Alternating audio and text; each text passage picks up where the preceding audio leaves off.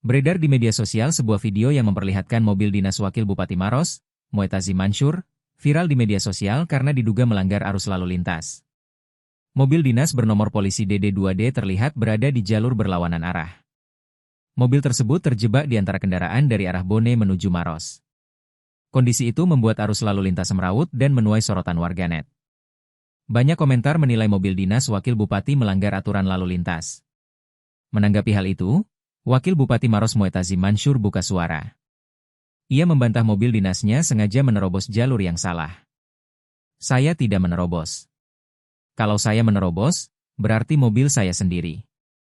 Tapi itu banyak mobil di depan saya.